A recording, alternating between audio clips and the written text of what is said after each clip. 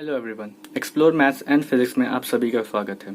तो गाइज आज हम देखेंगे क्लास 12th का सबसे पहला चैप्टर इलेक्ट्रोस्टैटिक चार्जेस।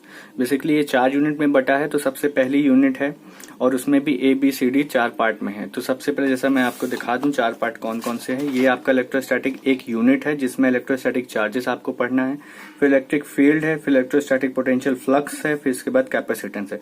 तो ये 4 पार्ट 1 बाय 1 मैं आपको बताऊंगा। तो लेकिन सबसे पहले यहाँ पे जो पहला पार्ट है वो एक्सप्लेन करेंगे, जहां पे हम इतनी सारी चीजें आप लोग देख पा रहे होंगे कवर करेंगे। तो सबसे पहले यहाँ पर आता है कि इंट्रोडक्शन, इलेक्ट्रोस्टैटिक चार्ज होता क्या है। जैसे यहाँ पे लिखा है कि most of us have the experience of seeing a spark और हियरिंग अ क्रैकल।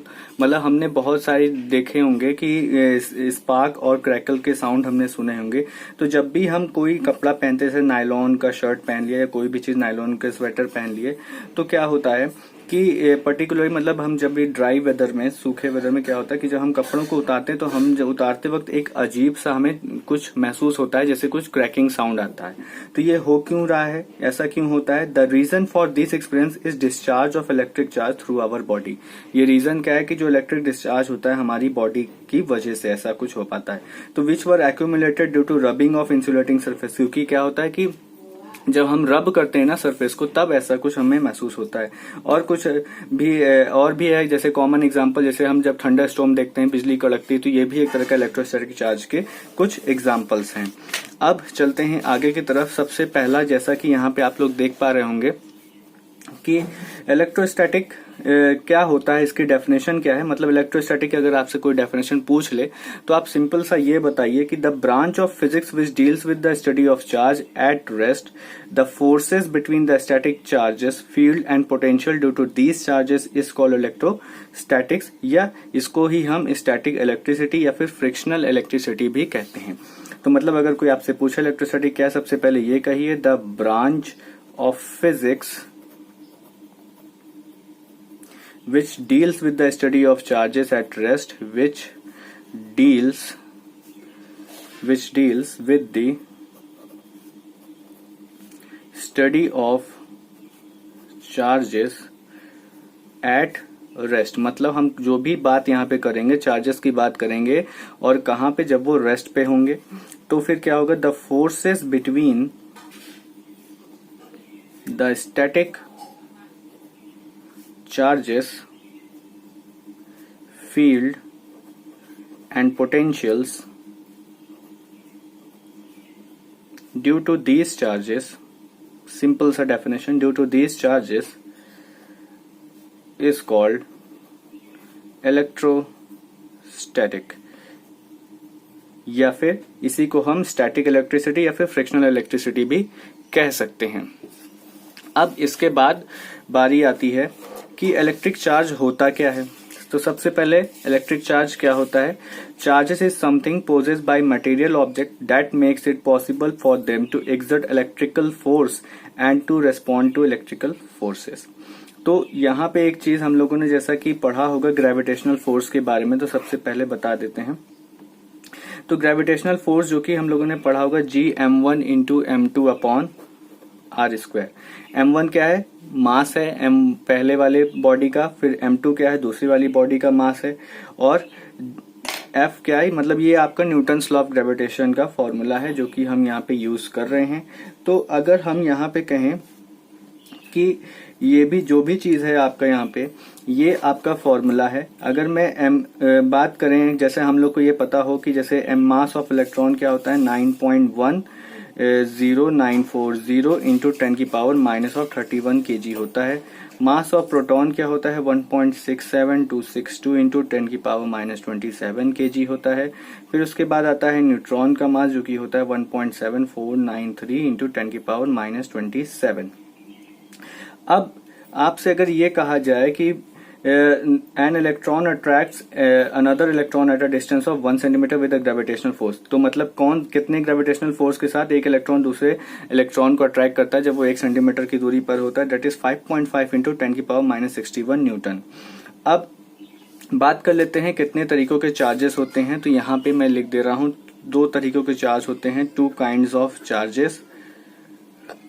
तो 2 काइंड्स ऑफ चार्जेस होते हैं। तो सबसे पहला अगर बात करें तो एक चार्ज होता है पॉजिटिव और दूसरा चार्ज होता है नेगेटिव। ठीक है, नेगेटिव और पॉजिटिव दो चार्जेस होते हैं जहां पर हम इनको डिफाइन करते हैं। अब इसके बाद बात कर लेते हैं कंडक्टर, इंसुलेटर और डाइलेक्ट्रिक क्या होता है। तो कंडक्टर की बात करें तो substance which can be used to carry out conduct electric charge from one place to other is called conductor. मतलब वो कंडक्टर क्या होता है, जैसा हम लोगों ने पहले भी पढ़ा होगा कि कंडक्टर क्या करता है, जो इलेक्ट्रिसिटी को पास होने दे, that is called conductor. Insulator क्या होता है, जिसमें हम इलेक्ट्रिसिटी का पास ना हो पाए, वो होता है इंसुलेटर।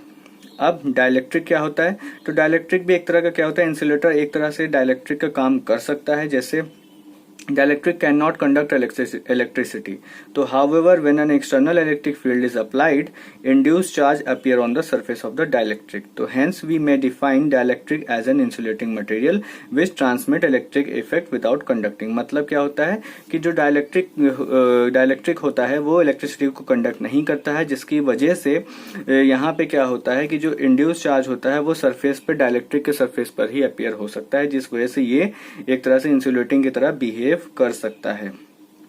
अब बारी आती है यहाँ पर कि और कितने तरीकों का क्या चीज है, चलिए देखते हैं आगे। अब ये सब चीज तो ठीक है। अब हाँ, क्वांटाइजेशन ऑफ चार्जेस की अगर बात किया जाए तो क्वांटाइजेशन ऑफ चार्ज मतलब Q is equal to n e, ये होता है क्वांटाइजेशन ऑफ चार्जेस। ये मैं यहाँ पे बता दूं, अगर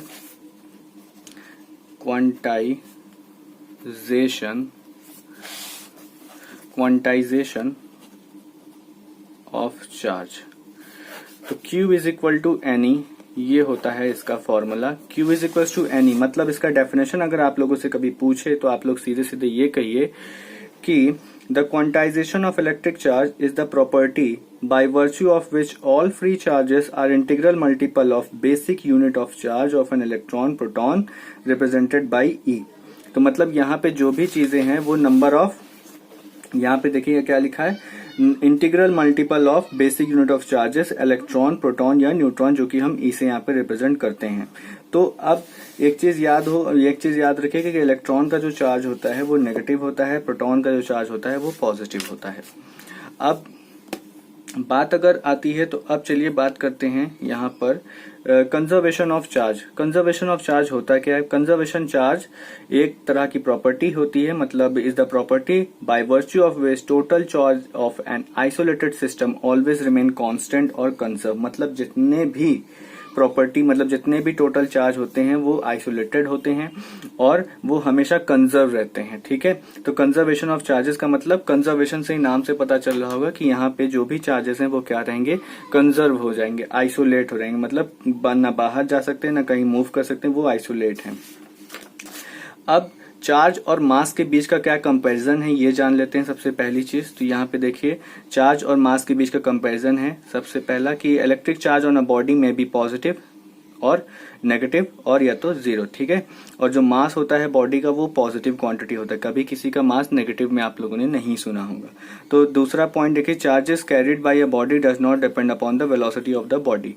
जो चार्जेस कैरिड होते हैं बॉडी पर वो वेलोसिटी ऑफ द बॉडी पर डिपेंड नहीं करते हैं। वही मास पे क्या होता है, mass of the body increases with its velocity as m is equal to m0 upon 1 minus under root 1 minus v square upon c square, जहां पे c क्या है, वेलोसिटी ऑफ लाइट है, m क्या है, मास ऑफ द बॉडी है, और mo क्या है, that is mass of the rest mass of the body. अब चार्ज क्या होता है, एक तरह से क्वांटाइज्ड होता है, और मास क्या होता है, quantization of mass is yet to be established. ठीक है, अब इलेक्ट्रिक चार्ज हमेशा कंजर्व होता है और वही मास कंजर्व नहीं होता है, ये चेंज भी हो सकता है एनर्जी के साथ, या मतलब एनर्जी में चेंज भी हो सकता है। अब force between charges can be attractive और repulsive according as are unlike और चार्ज। मतलब फोर्स क्या होते हैं, अनलाइक चार्जेस भी हो सकते हैं उसमें, ठीक है, और रिपल्सिव भी हो सकता है। तो जैसे जैसे चार्जेस होते हैं वही हिसाब से ये ऐसा बिहेव करता है। तो ग्रेविटेशनल मास पे अगर बात करें तो लिखा हुआ है 5वां पॉइंट की gravitational force between two masses is always attractive. जाहिर सी बात है ग्रेविटी हमेशा अट्रैक्ट करती है, तो ग्रेविटेशनल बिटवीन दो फोर्सेस के बीच में हमेशा क्या होगा, मास क्या करेगा, अट्रैक्ट करेगा। अब बारी आती है सबसे मोस्ट इम्पॉर्टेंट, वो है कूलम्स लॉ की। तो चलिए कूलम्स लॉ पढ़ते हैं। तो सबसे पहला जो इम्पोर्टेंट है, सबसे पहला कूलम्स लॉ, ये मोस्ट इम्पॉर्टेंट है, ये आप लोगों को थोड़ा ध्यान देना पड़ेगा कूलम्स लॉ के बारे में। तो कूलम्स लॉ क्या कहता है, अगर इसकी बात करें तो कूलम्स लॉ कहता है the force of interaction between any two point charges, तो यहाँ पे मैं लिख दे रहा हूं force of interaction between any two point charges is directly proportional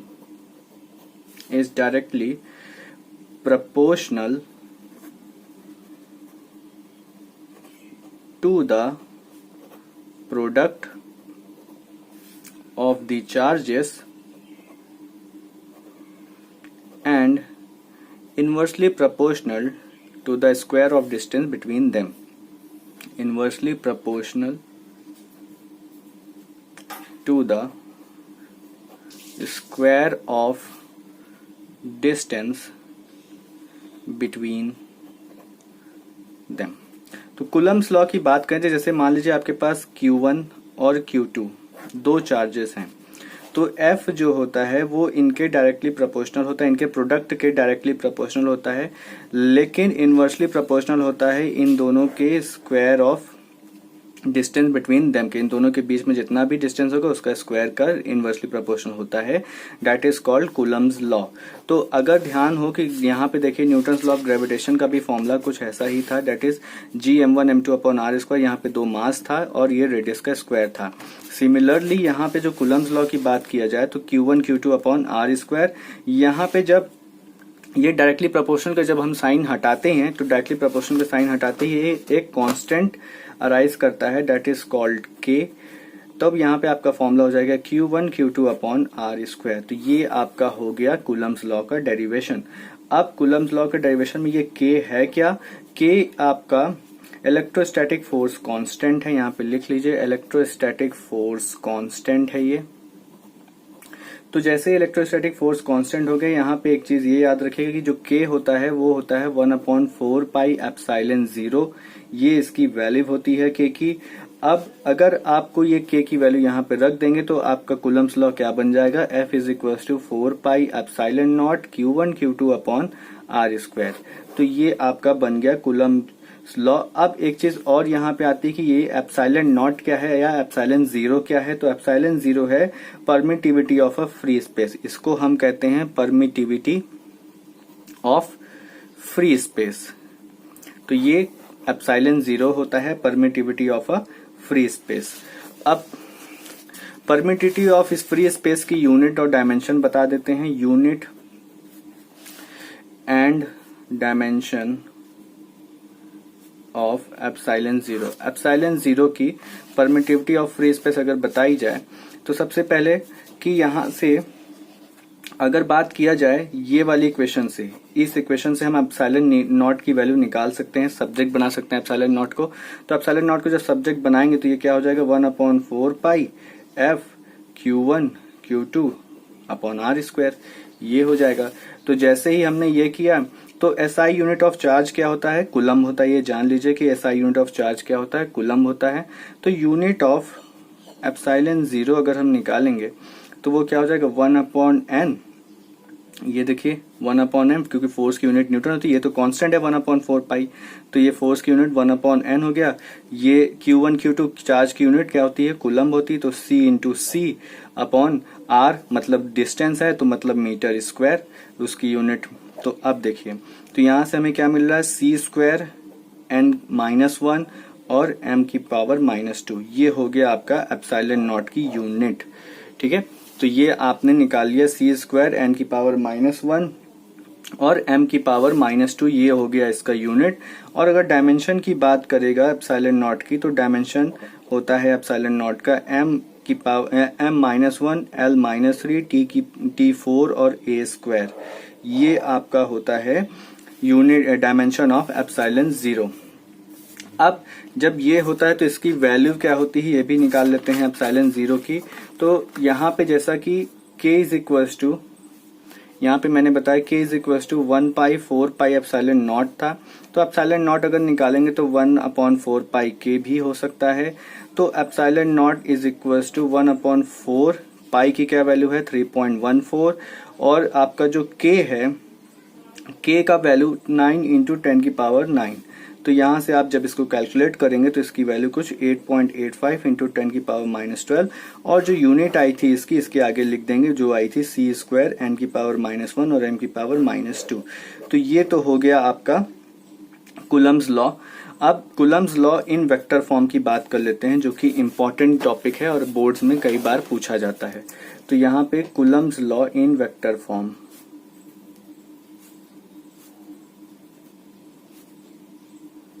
ये सबसे मोस्ट इम्पॉर्टेंट है। तो चलिए इसका भी डेरिवेशन देखते हैं, Coulomb's law in vector form.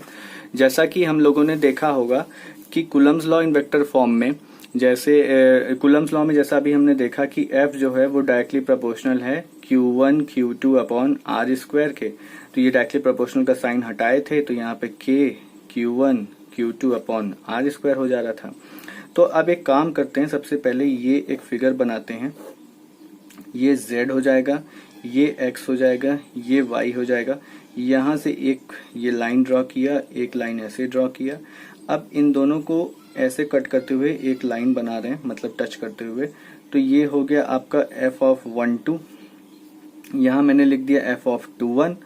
अब ये लिख दिया मैंने R2 और ये लिख दिया मैंने R1। यहाँ से ये एक पॉइंट A है, ये Q1 है, ये पॉइंट B है, ये Q2 है। अब इसके बाद आपका ये फिगर हो गया, यहाँ पे O है। तो इस फिगर को थोड़ा सा ध्यान देना है। सबसे पहले तो जैसे कि आप लोग देख पा रहे होंगे यहाँ पे जो R1 है ये वेक्टर R1 ये वाला, तो R1 वेक्टर जो है आपका वो OA है, मतलब R1 का जो है वो क्या है OA वेक्टर है। तो इसका मतलब क्या है, position vector of charge Q1, position vector of charge Q1।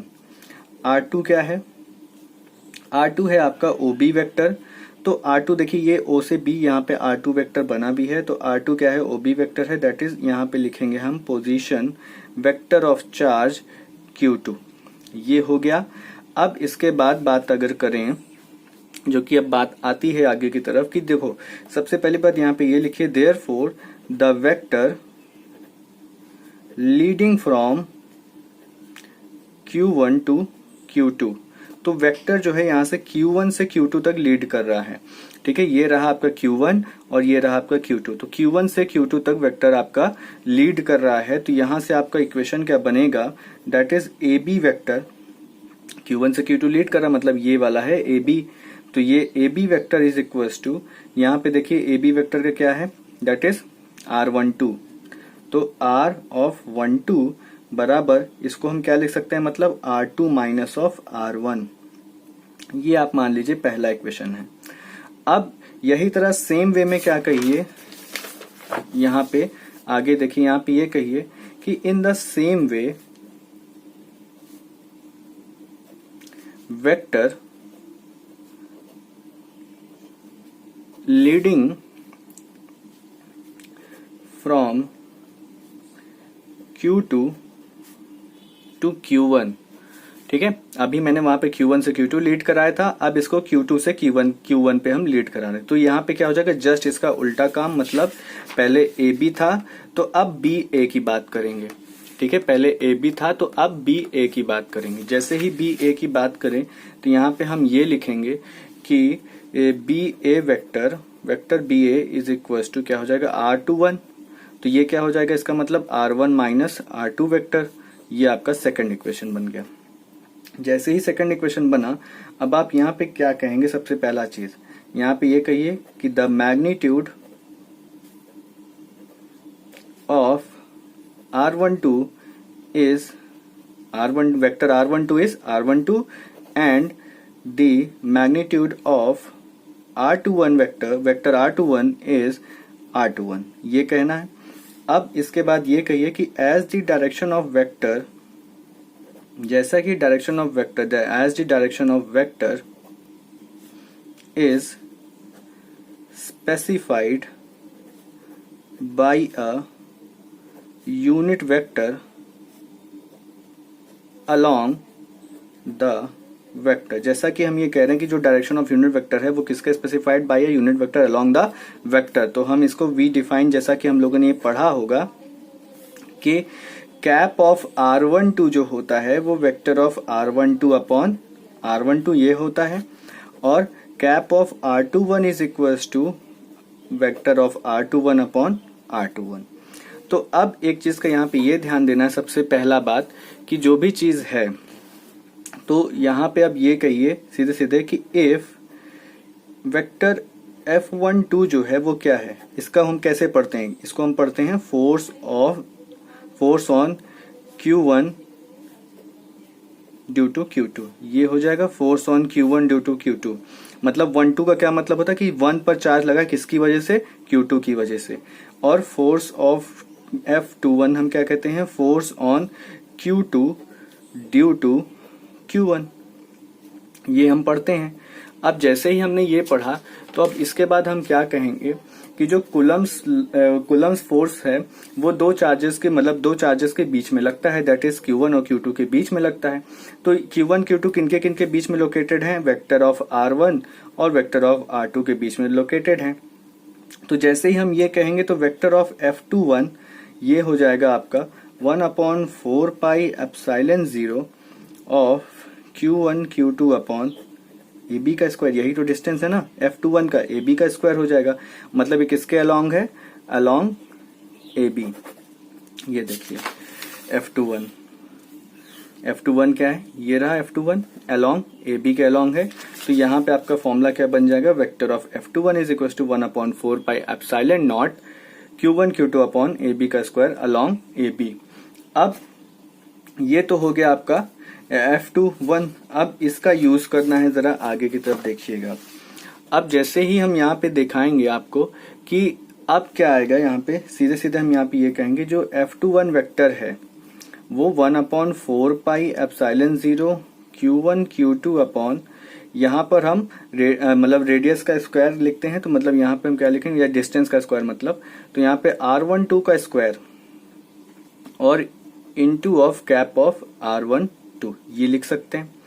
ठीक है, अब इसके बाद देखिए इसको हम लिख सकते हैं 1/4 पे एप्सिलॉन 0, ये हो गया Q1 Q2 अपॉन, इसकी वैल्यू हम ये रख सकते हैं ना, यहाँ पर ये जो है ये हम ये वाला रख सकते हैं ये वैल्यू।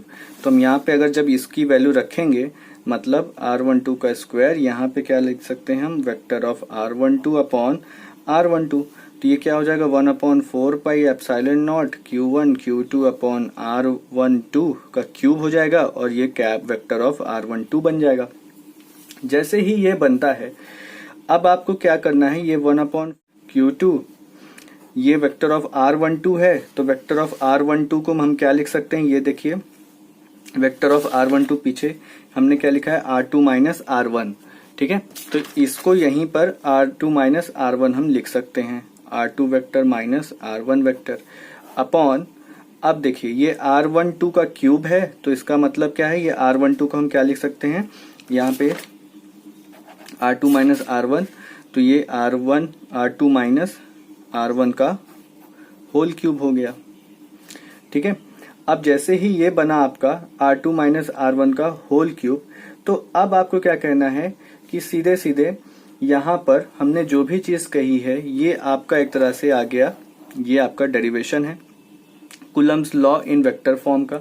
लेकिन अब इसके आगे एक चीज और आपको बता दें कि जो भी चीजें, जैसा कि ये तो हमने बात किया F21 की, ठीक है, सिमिलरली हमें क्या करना है, यहाँ पे सिमिलरली लिखना है जो भी चीज किए हैं। अब हम करेंगे F12 के लिए, तो F12 के लिए हम जैसे ही करेंगे तो यहाँ पे हमें क्या मिल जाएगा, अगर हम यही सारे प्रोसीजर को फॉलो करेंगे जो हमने फॉलो करते हुए आए हैं, तो यहाँ पे हो जाएगा 1/4 पाई एप्सिलॉन 0, यहाँ पे आ जाएगा Q1 Q2, और यहाँ पे जो R12 है तो यहाँ पे भी R12 का square in cross of R21। ये इसका क्या मतलब हो गया, ये जस्ट F12 का मतलब उल्टा काम आ रहा है, तो इसको हम क्या ले सकते हैं, minus of vector of F21। तो इतनी सारी चीजें आपको वहां पे करना पड़ेगा।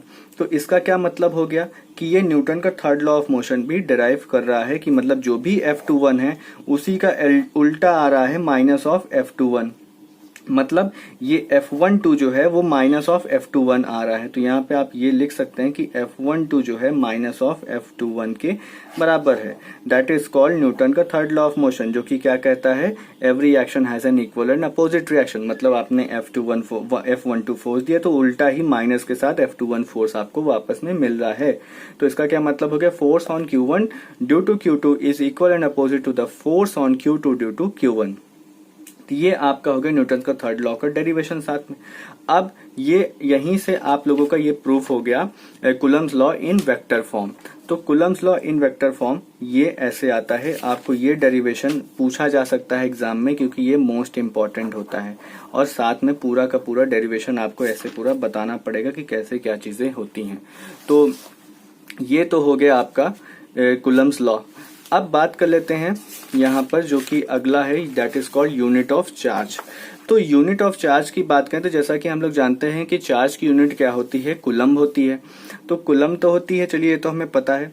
अब चार्ज जो होता है मतलब दो तरीके का होता है, ठीक है, एक पॉजिटिव चार्ज एक नेगेटिव चार्ज। अब उसमें भी क्या होता है कि हम ये पढ़े हैं कि जो सिमिलर चार्ज होते हैं वो क्या करते हैं, एक दूसरे को रिपेल करते हैं, और जो सिमिलर नहीं होते मतलब डिफरेंट होते हैं वो एक दूसरे को अट्रैक्ट करते हैं। ठीक है, अब इतनी सारी चीजें हो गई हैं, तो अब बात एक और चीज की कर लेते हैं, डाइलेक्ट्रिक कांस्टेंट और रिलेटिव इलेक्ट्रिकल परमिटिविटी की। तो डाइलेक्ट्रिक कांस्टेंट की बात अगर हम करते हैं तो जैसा कि यहाँ पे मैं लिख दूं, ये हो गया आपका डाइलेक्ट्रिक कांस्टेंट और relative electrical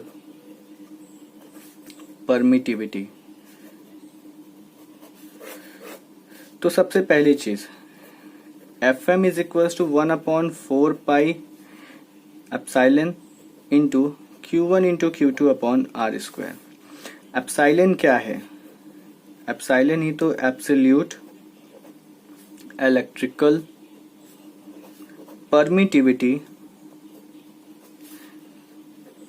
of the intervening medium है। ठीक है, एप्सिलॉन 0 यहाँ पे लिख गया गलती से, सॉरी, ये एप्सिलॉन है केवल। ठीक है, एप्सिलॉन क्या है, एब्सोल्यूट परमिटिविटी है, ये absolute electrical permittivity of the intervening medium है। तो फोर्स बिटवीन दो charges distance apart in vacuum क्या होगा, that is F0 1/4 pi epsilon not into Q1 Q2 upon are square. तो अब आप क्या करिए, ये जो इक्वेशन थी इसको मान लीजिए फर्स्ट और इसको मान लीजिए सेकंड इक्वेशन, दोनों को डिवाइड करिए, मतलब dividing equation second by first. तो dividing equation second by first, जैसे ही हम इसको डिवाइड करेंगे तो हमें क्या मिल जाएगा, FO अपॉन FM बराबर, ये FO अपॉन FM है क्या, FO मतलब यहाँ पे अगर हम इसको डिवाइड करेंगे तो ये क्या आ जाएगा, सीधे सीधे देखिए 1/4 पाई 1/4 पाई, ये पूरा कट जाएगा, सिर्फ एप्सिलॉन अपॉन एप्सिलॉन नॉट आएगा, ये यहाँ पे लिख दिया। तो एप्सिलॉन अपॉन एप्सिलॉन नॉट होता है क्या है, एप्सिलॉन R के बराबर होता है, या जिसको हम K कहते हैं। ठीक है, ये जो K आया है या जो एप्सिलॉन R है इसे हम कहते हैं रिलेटिव इलेक्ट्रिकल परमिटिविटी। ठीक है, ये क्या है, रिलेटिव इलेक्ट्रिकल परमिटिविटी, और इसको हम डाइलेक्ट्रिक कांस्टेंट भी कहते हैं। ठीक है, इसी को हम dielectric, it is also known as dielectric constant. तो ये तो हो गया इसकी बात, डाइलेक्ट्रिक कांस्टेंट और रिलेटिव इलेक्ट्रिकल परमिटिविटी की। अब एक चीज और ध्यान रखिएगा कि जो K होता है वो only depends only on the medium, nature of the medium पे। ठीक है, तो ये तो हो गया आपका इतनी सारी चीजों की बात यहाँ पे। अब बात आती है यहाँ पे सुपरपोजिशन प्रिंसिपल की। तो सुपरपोजिशन प्रिंसिपल की अगर हम बात करें तो सुपरपोजिशन प्रिंसिपल कुछ टफ नहीं है, बहुत आसान चीज है सुपरपोजिशन प्रिंसिपल। तो सुपरपोजिशन प्रिंसिपल होता क्या है, सबसे पहले मतलब सारे फोर्सेस का अगर आसान भाषा में कहा जाए तो सारे फोर्सेस जितने हैं सबका सम कर दें। मतलब जैसे अगर F है तो F1 vector plus F2 vector plus F3 vector and so on. यही होता है सुपरपोजिशन प्रिंसिपल आपका। ठीक है, तो सुपरपोजिशन प्रिंसिपल यही तरह होता है। आपकी बुक में हो सकता है कि ऐसे भी गिवन हो F0 is equal to F01 vector plus F02 vector plus F03 vector and so on plus F0n vector. आपकी बुक में ऐसे गिवन होगा, जहां पे F01 होता क्या है, F01 होता है force on Q0 due to Q1।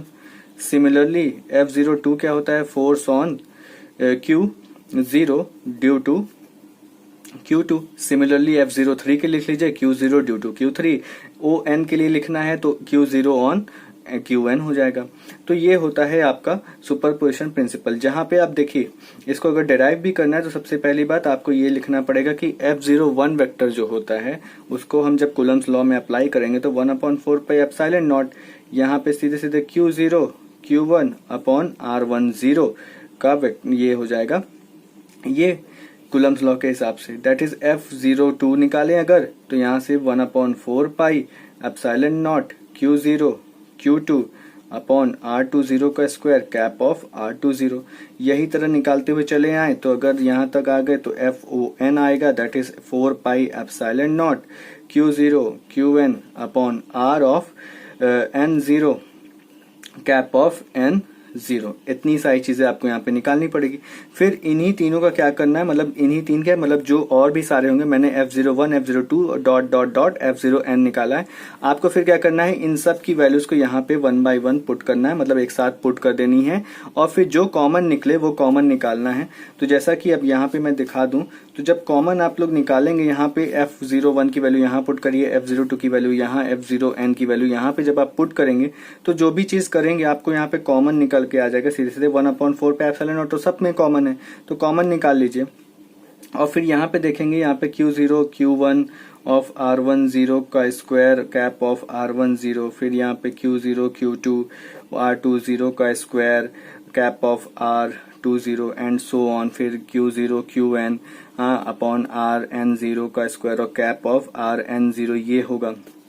तो इसमें भी हम लोग क्या कर सकते हैं, एक और चीज यहाँ पे हम अब लिमिट लगा सकते हैं। तो 1/4 पाई एप्सिलॉन 0 सिग्मा, देखिए यहाँ से 1i की वैल्यू 1 से जा रही है, कहाँ तक जा सकती है, n तक जा रही है। देखिए lower limit 1 upper limit n तक जा रही है, तो यहाँ पे ये मैंने लगा दिया Q0 QI upon RI0 that is cap of RI0। ये आपका हो गया सुपरपोजिशन प्रिंसिपल। क्या करना रहता है, बस सारे फोर्सेस को निकालिए और सिंपली इनका सम कर दीजिए। अब एक और चीज यहाँ पे ये कर सकते हैं कि जैसा कि ये R कैप ऑफ R10 लिखा हुआ है, यहाँ पर हम ये भी लिख सकते हैं कि ये जो फॉर्मूला बनेगा आपका F vector of F0 that is Q0 upon 4 pi epsilon not sigma I1 बराबर N यहाँ पे, और यहाँ पे QI, ये QI, और यहाँ पे देखिए यहाँ पे ये RI0 है, तो ये RI0 का क्या मतलब हो जाएगा, R0 माइनस RI। तो यहाँ पे हम यहाँ पे लिख सकते हैं vector of R0 minus RI का, यहाँ पे सीधे सीधे क्या है, यहाँ पे क्यूब था तो यहाँ पे क्यूब नहीं सॉरी स्क्वायर था तो स्क्वायर लगा देंगे, और यहाँ पर जो भी सारी चीजें थी यहाँ पे भी हम वहां पे पुट करेंगे। कैप ऑफ R1 है तो R10 को यहाँ पे हम क्या लिख सकते हैं, R0 माइनस RI वेक्टर में। ये हो गया आपका एक तरह से डेरिवेशन। और यहाँ पे एक चीज और, यहाँ पे क्यूब आएगा, कैसे आएगा, ये हम यहाँ पे इसका इस्तेमाल करेंगे, ये चीज का कैप ऑफ R12 है जो कि vector of R1 upon R12। Similarly यहाँ पर भी हम क्या करेंगे, ये देखिए कैप ऑफ R10 है तो यहाँ पे हम क्या करेंगे, यहाँ पे हम ये लिख सकते हैं कि vector of R10 upon R10। तो वो R10 यहाँ पे जब मल्टीप्लाई होगा, मतलब एक यहाँ पे जब ये फिर से मल्टीप्लाई होगा तो ये जो स्क्वायर था यहाँ पे क्या हो जाएगा, क्यूब बन जाएगा। जैसे ही क्यूब बनेगा तो तब हम यहाँ पे R0 माइनस, यहाँ पे vector of R0 minus RI का क्यूब लगा के और R0 माइनस RI लिख सकते हैं। तो ये तो हो गया आपका, ये आपका हो गया सुपरपोजिशन प्रिंसिपल। तो यहां तक तो अब हम चले आए हैं। अब हम अगर हम बात करें तो आगे आता है continuous charge distribution, force due to distribution of charges, और बहुत सारी चीजें हैं। तो यहाँ पे चलिए अब कुछ ही टॉपिक बचा हुआ है उसे भी कवर करते हैं, फिर उसके बाद न्यूमेरिकल आता है, तो न्यूमेरिकल मैं आपको बोर्ड में कराऊंगा। तो चलिए सबसे पहले कंटिन्यूअस चार्ज डिस्ट्रीब्यूशन, यही 2-3 टॉपिक अब बचा भी है इस पहली यूनिट में। तो कंटिन्यूअस चार्ज डिस्ट्रीब्यूशन की अगर बात किया जाए तो कंटिन्यूअस चार्ज डिस्ट्रीब्यूशन की बात करें तो बेसिकली यहाँ पे सबसे पहला आता है सरफेस चार्ज डेंसिटी। तो सरफेस चार्ज डेंसिटी को हम डिनोट करते हैं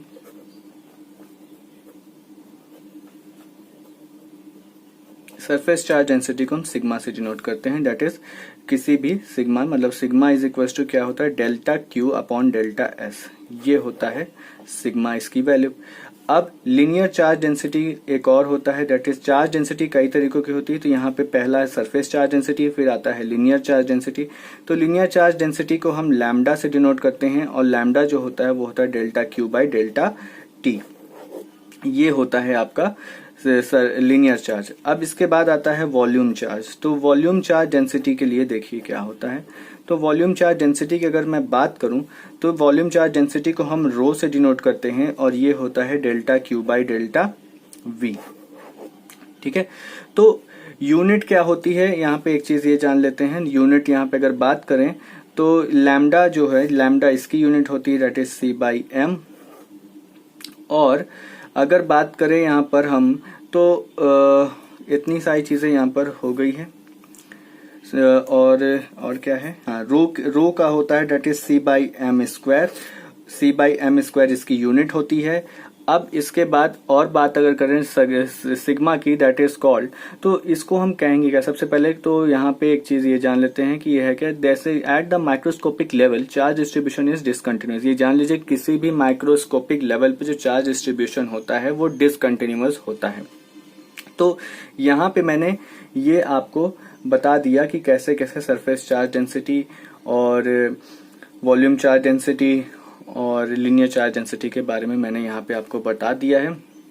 एक और चीज नोट करने लायक है कि जो notion of continuous charge distribution होता है is similar to the continuous mass distribution in mechanics, ठीक है। For example when we talk of density of a liquid, जब हम किसी डेंसिटी ऑफ लिक्विड की बात करते हैं तो we referring to its microscopic density, treating its is a continuous fluid and ignoring it discrete molecular distribution या distribution के सॉरी कॉन्स्टिट्यूशन, ठीक है। तो ये आपका हो गया कंटिन्यूअस चार्ज डिस्ट्रीब्यूशन। अब बारी आती है force due to continuous distribution of charge की।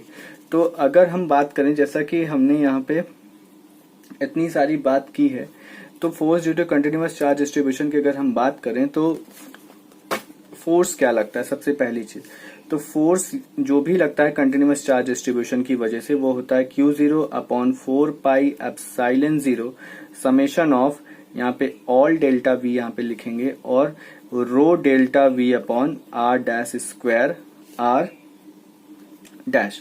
तो ये है आपका मतलब कोई भी फोर्स जो लगता है। तो अगर यहाँ पर जब डेल्टा वी अगर 0 हो जाएगा, तो जो अगर डेल्टा वी 0 हो गया तो आपका जो फोर्स लगेगा उस केस में वो हो जाएगा Q upon 4 pi epsilon not, यहाँ पे v लिमिट के साथ। तो अब यहाँ पे rho of delta v upon R dash square of cap of are.